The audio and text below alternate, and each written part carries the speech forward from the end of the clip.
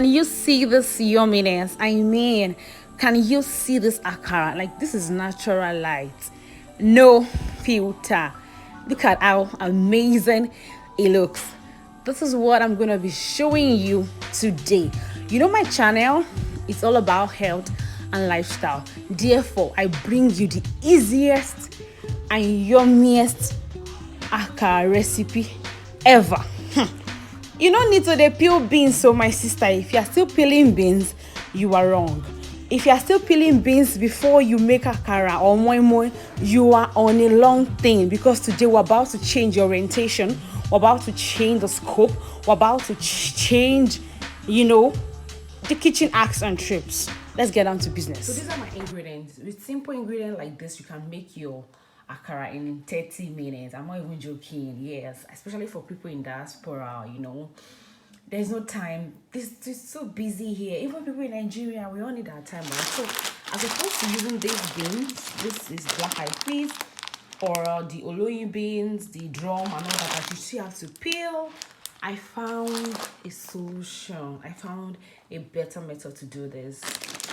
Started using this red split lentil bean. It is so amazing. I'm going to be showing you just how I make akara in 30 minutes. I'm not joking with you. Now I'm going to be needing habanero pepper, rodo. Actually I might not finish this one, but my mom likes pepper. She loves pepper. Not even likes, she loves pepper. So this egg is magic. Don't miss this egg. I'm going to show you how you can. The akara is going to look fluffy, sumptuous. You know, sometimes some food you don't even get to taste them, but you just love the way they look. Just, you know me now. This is my salt and my vegetable oil. So we're gonna get at it, guys, and I hope you're gonna stay here. And if you're yet to subscribe to my YouTube channel, why don't you take some time out to subscribe? This channel is about health and lifestyle, and that's why I bring you things like this, things that can make your life easy. Health and lifestyle, you know, this is very good for your health. Look at it. Look at what it has. Quite a lot of things. The fat in there is just 1%. The fiber, which is very good for you to, you know, go to the toilet, empty your bowel, is 21%. I really love that. Cholesterol 0. Isn't that amazing? And then it goes into my blender with the onions and I forgot to show the onions the other time, but of course onions are there. With the onions and the rodo. So this is where the magic happens. This egg, I have to break it and blend with this lentil. That is what gives the akara that smoothness and richness. And the maggi too, I usually blend it in the blender, because I feel it tastes better, number one, because it's kind of infused more into the pastry than when you are having to, you know, crush it with your hands after blending the lentil bean. Yeah, so that's what I will just get on to now, and I'll show us the paste afterwards. It should not be too watery, because if it's too watery, you're gonna have your akara smashing all over in the oil when you start to fry. So as you can see, that's the egg in the lentil bean. That's my maggi, and my salt is right there. So absolutely just blend together. You can try to use 2 eggs if you are doing a lot of akara, but because I'm just doing this, I'm just going to be using 1 egg. Yeah, you can use 2 depending on what you're doing and how much, you know. So I'm going to blend everything together. And another thing with akara that I discovered is that you don't put too much what's it called now, the bullion cubes will make it, there's a natural taste you expect of akara, right? So if you put too much of bullion cubes, you're not going to get that natural taste of the akara that you actually need. So it's better to just use not a lot of bullion cubes. Yeah, that's I'm using just 1. I'm using just 1, and we're going to be fine. But if you want more, you know, it depends on preference. Plus health wise too, bullion cubes are not so healthy, right? So of course we can cut them down rather than using a whole lot in 1 meal. You just blend it in smoothly and nicely, and then sure the paste once and done. Remember not to add too much water. Look at it. I am actually, while making akara, I'm not sure I have seen or noticed that the smoothness of the akara can have an effect on the akara while frying. So I usually do this. You can see that it's still maintaining some of the clumpness, or clumpiness right there. Or I don't know if that's the right one, but I think it should be okay. Now, what I want you to notice is, look at it. If you can see my camera, well, you see that there are still pigments of the lentil bean. That is, it's not the pepper. The pepper is fully blended, and that is the fiber you need to empty your bowel. That's the fiber.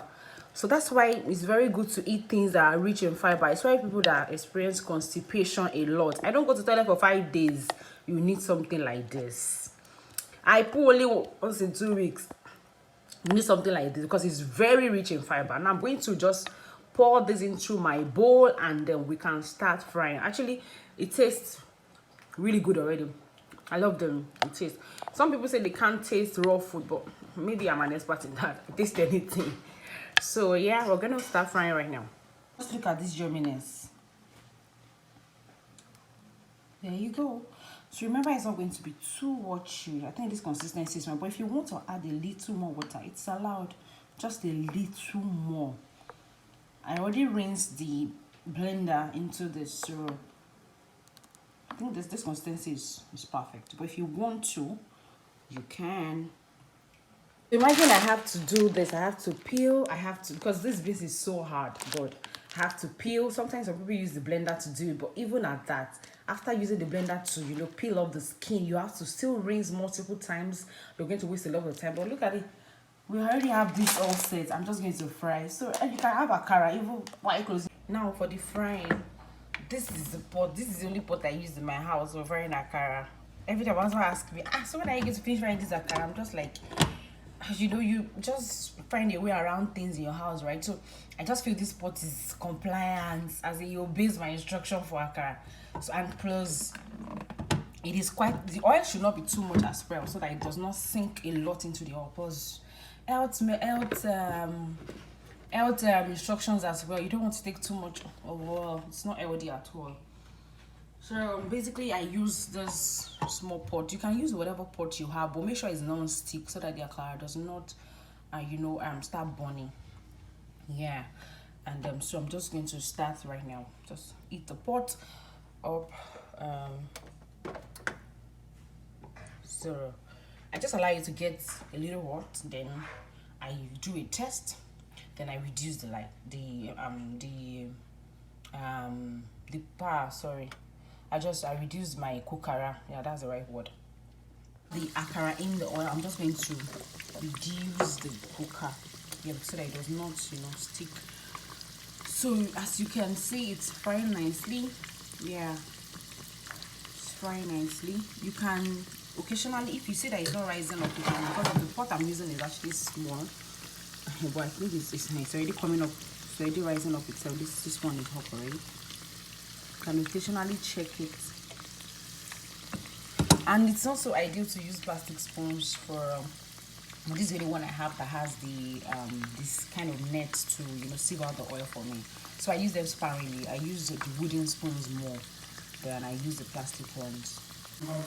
So if breaking like is hard, it's not hard. Once it cools down, now you're going to see and love the outcome. Just try it. So you can have it with oatmeal, bread, or whatever. This is the yummiest akara recipe you would ever find, and it is so simple and easy to make. Let's get on to this, guys. I remain Osofila. Welcome to my channel. You can also subscribe if you find this content amazing.